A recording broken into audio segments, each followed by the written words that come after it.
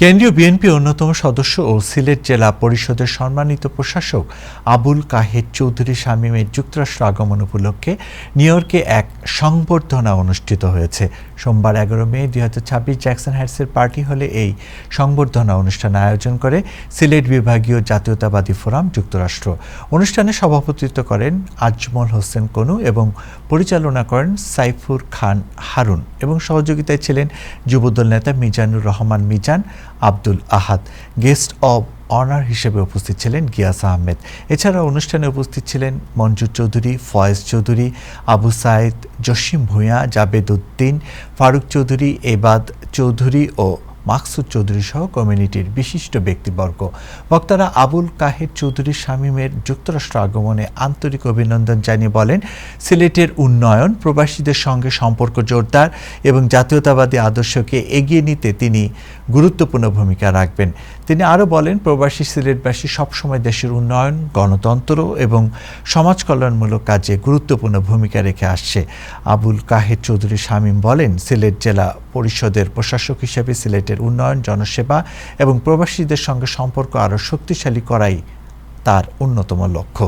প্রবাসীরা আমাদের গর্ব উল্লেখ করে কাহের চৌধুরী শামীম বলেন, তাদের ভালোবাসা, পরামর্শ ও সহযোগিতা সিলেটের অগ্রযাত্রাকে আরও এগিয়ে নিতে বড় ভূমিকা রাখবে।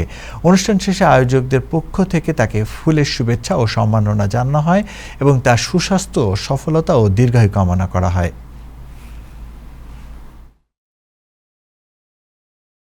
নতুন বাংলাদেশ বিনির্মাণের যে স্বপ্ন, সেই স্বপ্ন বাস্তবায়ন করতে হলে প্রয়োজন একটি সংগঠিত রাজনৈতিক শক্তির, আর সেই শক্তিটি হচ্ছে আমার তৃণমূলের নেতা কর্মীরা।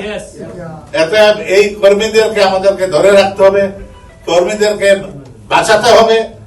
কর্মীরা যাতে কোনোভাবে মন্ত্রী, এমপি বা আমাদের যারা নেতা রয়েছে আমাদের কাছ থেকে যাতে দূরত্ব না তৈরি হয়, তার জন্য আমাদের সকলেই সম্মিলিতভাবে কাজ করতে হবে এবং কর্মীরাও বুঝতে হবে সবাইকে সব পদ দেওয়া যাবে না, সবাইকে স্টেজের সামনে বসানো যাবে না।